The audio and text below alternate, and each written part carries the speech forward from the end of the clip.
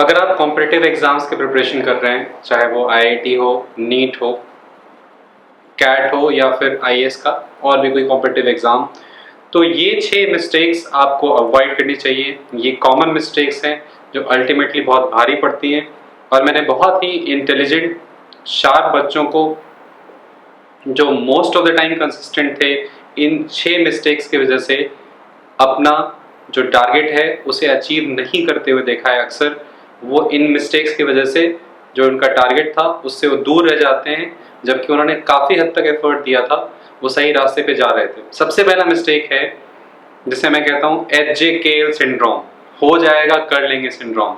एक बार हम कोचिंग में आ जाते हैं कॉम्पिटिटिव एग्जाम की प्रिपरेशन के लिए, तो काफ़ी बच्चों का ये एटीट्यूड रहता है कि अभी तो बहुत टाइम है, हम हो जाएगा, ये सब कुछ हो जाएगा और हम कर लेंगे आसानी से। उसमें दिक्कत क्या होती है कि जब आप फर्स्ट डे से हर चीज़ को लेके बहुत सिंसियर नहीं है, तो धीरे धीरे क्या होता है, आप पिछड़ने लगते हैं रेस से, क्योंकि आपके दिमाग में ये है कि अभी तो बहुत टाइम है, हम कर लेंगे।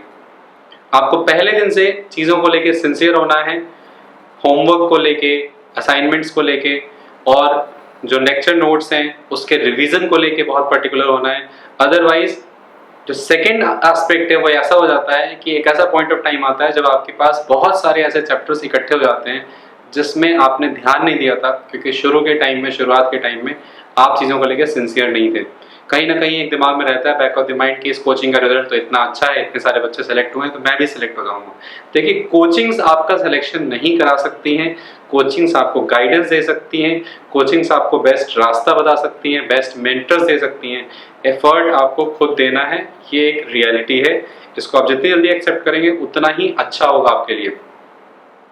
तो सेकंड जो कॉमन मिस्टेक है वो क्या होता है कि जब आप इस हो जाएगा कर लेंगे एटीट्यूड की वजह से बहुत सारे चैप्टर्स बैकलॉग के क्रिएट कर लेते हैं, जिसमें आपको लगता है कि यार ये चैप्टर्स मेरे वीक है, जिसकी वजह से अभी जब मैं फोकस कर रहा हूँ पढ़ाई करने में तो मुझे दिक्कत आ रही है। तो ये सेकंड मिस्टेक क्या है जो कॉमनली स्टूडेंट्स करते हैं कि फिर वो करंट टॉपिक्स को छोड़ के पुराना जो उनका बैकलॉग हो उस पर फोकस करने लगते हैं। ये मिस्टेक अवॉइड कीजिए। आप हमेशा, चाहे आपका बैकलॉग कितना भी हो, करंट टॉपिक्स पे फोकस करिए। करंट टॉपिक्स पर आप अच्छे से कर रहे हैं तो आपका धीरे धीरे कॉन्फिडेंस आएगा, धीरे धीरे आपके पढ़ाई में रिदम बिल्ड होगा। उस रिदम से आप आगे चल के टाइम निकाल पाएंगे एडिशनल, जिसमें आप धीरे धीरे करके बैकलॉग के टॉपिक्स क्लियर करेंगे। अदरवाइज क्या होगा, जो करंट टॉपिक चल रहा है आपका वो भी बैकलॉग में कन्वर्ट हो जाएगा। तो ये एक बहुत बड़ा हीप क्रिएट होता जा रहा है धीरे धीरे, और उस हीप के साथ धीरे धीरे आपकी टेंशन बढ़ती जा रही है, आपका परफॉर्मेंस डाउन होता जाएगा और ultimately you will become a failure despite having all the capabilities and talent to clear that exam. Third जो पॉइंट है, जो थर्ड कॉमन मिस्टेक है, वो ये है कि स्टूडेंट्स क्या करते हैं कि टेस्ट को स्किप करने लगते हैं। वो सोचते हैं कि भाई टेस्ट मेरी तैयारी नहीं है, इसमें कम नंबर आएंगे तो बाकी के बीच में मजाक बनेगा, तो टेस्ट स्किप करने लगते हैं। देखिए, टेस्ट, चाहे आप उस टेस्ट में 0 नंबर भी स्कोर कर रहे हो, वो टेस्ट बहुत इंपॉर्टेंट है कि 3 घंटे का टेस्ट या 6 घंटे का टेस्ट जब आप दे रहे हैं तो उस टेस्ट के दौरान भी आप बहुत कुछ चीज़ें सीखते हैं, और टेस्ट में नहीं कर पाने की वजह से आपके ऊपर खुद अपना प्रेशर बढ़ता है कि यार ये चीज़ें तो मुझे आती थी, मेरा प्रॉपर रिवीजन नहीं था इसलिए मैं नहीं कर पाया।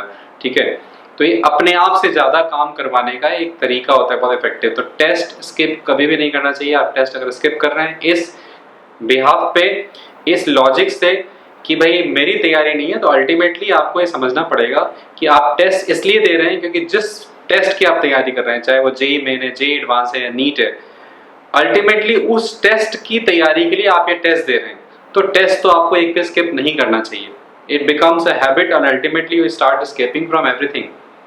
नेक्स्ट जो बहुत बड़ा ब्लंडर है वो ये है कि स्टूडेंट्स ये सोचते हैं कि क्लास में जो चीज़ चल रही है वो उन्हें कम समझ में आ रही है, अगर इन गलतियों की वजह से जो मैंने पहले मेंशन करी, तो वो सोचते हैं कि हम घर पे बैठ के खुद से पढ़ लेते हैं, क्लास स्किप करके हम खुद से सेल्फ स्टडी कर लेते हैं। अब होता क्या है कि कोई टॉपिक जो आप खुद से बैठ के सेल्फ स्टडी से क्लियर करना चाह रहे हैं, उस टॉपिक में आपको ऑन एन एवरेज 3 से 4 गुना ज़्यादा टाइम और एफर्ट लगाना पड़ेगा एज कम्पेयर टू वो क्लास में जब टीचर कवर करा दें।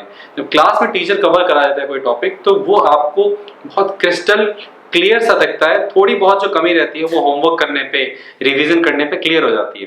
तो अगर आप सेल्फ स्टडी पे आते हैं क्लास को छोड़ के। क्लास के साथ तो सेल्फ स्टडी ओके, अगर आप खुद पे आते हैं 3 से 4 गुना ज़्यादा टाइम देना पड़ रहा है, आपके लिए प्रॉब्लम्स और बड़ी हो गई हैं। तो जब आपको लग रहा है कि बैकलॉग ज़्यादा है, क्लास में चीज़ें कम समझ में आ रही हैं, तो आपको क्लास में जो चल रहा है उसको एक बार पहले से खुद से पढ़ के जाना चाहिए, बेसिक टेक्स्ट बुक से जैसे एनसीईआरटी, और क्लास के साथ चलने की कोशिश करनी चाहिए। अगर आप क्लास को छोड़ देते हैं और फिर अपने पे आ जाते हैं कि मैं खुद से कर लूंगा चीज़ें, ठीक है, क्लास में तो चीज़ें मुझे नहीं समझ में आ रही, तो you are actually creating a bigger trouble for you rather than solving a problem for yourself. You are creating many more problems for yourself, क्योंकि टीचर के पास बहुत सालों का एक्सपीरियंस है, उस चीज को सिंपलेस्ट वे में वो आपको एक्सप्लेन कर सकता है, जो कि आप बुक से खुद पढ़ेंगे तो कई राउंड पढ़ने के बाद समझ में आएगा, वो एक बार में एक्सप्लेन कर सकता है टीचर आपको। नेक्स्ट आते हैं अगले नंबर पे, नंबर 5, मिस्टेक नंबर 5 जो कॉमनली स्टूडेंट्स करते हैं और इसकी वजह से वो सिलेक्शन होने से उनका रह जाता है। देखिए, एक तो आपने क्या किया कि भाई स्किप करने क्लासेस शुरू कर दी। दूसरा क्या करते हैं स्टूडेंट्स की, अगर क्लास में चीजें नहीं समझ में आ रही हैं तो रादर देन कि हम उस पर एक्स्ट्रा एफर्ट दें, वो क्या करते हैं कि यूट्यूब पे या किसी चैनल पे वीडियोस इधर उधर देखना शुरू कर देते हैं। कोई कुछ लोग ट्यूशंस लगा देते हैं। तो होता क्या है कि जो टाइम आपको सेल्फ स्टडी में देना था उसकी बजाय आप सेकंड थर्ड सोर्सेज को रेफर कर रहे हैं, और वो आपस में कहीं ना कहीं क्लैश करेगा, क्योंकि हर टीचर का बताने का एक यूनिक स्टाइल होता है। फिर आप उसमें कंफ्यूजन लेवल आपका और बढ़ जाता है। तो एडिशनल ट्यूशन लगाना या यूट्यूब के वीडियोस देखना, उस चीज को जिसको आप क्लास के साथ नहीं कर पा रहे हैं, वो आपके लिए प्रॉब्लम्स इंक्रीज कर देगा। आपको डेफिनेटली जो आपके क्लास में टीचर्स पढ़ा रहे हैं उसी को स्टिक करना चाहिए, उसमें अपने साथ साथ सेल्फ स्टडी, क्लास के पहले की स्टडी और क्लास के बाद जो नोट्स रिवीजन है उसको बढ़ा देना चाहिए।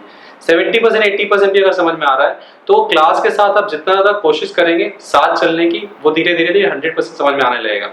लेकिन ये जो सेकेंडरी थर्डरी इधर उधर टर्शरी, जो सेकेंडरी और टर्शरी चीजें हैं या फिर जो इधर उधर के सोर्सेज हैं उसको रेफर करने वाला जो ये तरीका है, इससे आपकी प्रॉब्लम्स कई गुना बढ़ जाएंगी और अल्टीमेटली आप वहीं पे आएंगे कि आपको क्लास छोड़नी पड़ेगी। ठीक है, और जो last but not the least एक बहुत बड़ी प्रॉब्लम है, ये मैंने ऑब्जर्व किया अपने टीचिंग करियर में, कि स्टूडेंट्स क्या करते हैं, एक तो जिस इंस्टीट्यूट में पढ़ रहे होते हैं उसका स्टडी मटेरियल फिर किसी और का मंगा लिया, फिर किसी तीसरे का मंगा लिया, फिर उन्होंने कोई भी XYZ पर्सन ने बोल दिया कि ये किताब मैथ्स के लिए बहुत अच्छी है, उन्होंने वो किताब खरीद ली। तो इस तरीके से वो बुक्स और स्टडी मटेरियल का अंबार लगा लेते हैं, कोई टॉपिक इससे पढ़ रहे हैं, कोई टॉपिक उससे पढ़ रहे हैं, और अल्टीमेटली एंड रिजल्ट जीरो है। क्यों जीरो है? आप देखिए, एक टॉपिक को एक बुक से 5 बार पढ़ना फार बेटर है एज कम्पेयर टू एक ही टॉपिक को आप 5 अलग अलग बुक से पढ़ रहे हैं। ये एक टाइम टेस्टेड स्ट्रेटजी है, क्योंकि आप मल्टीपल रिवीजन से आपकी क्लैरिटी बढ़ती है और अलग अलग जो बुक्स होती हैं उसमें लिखने का स्टाइल अलग अलग होता है। दूसरी चीज क्या है, मार्केट में जो बुक्स अवेलेबल हैं उसमें से काफी सारी बुक्स आउटडेटेड है। 15 साल 20 साल पहले किसी ने तैयारी करी होगी, आपको कह देता है कि भाई मैंने तो इस बुक्स तैयारी करी थी, मेरा IIT निकल गया था, आप वो बुक ले आते हैं। ठीक है, जबकि वो बुक आउटडेटेड हो चुकी है, इररिलेवेंट हो चुकी है।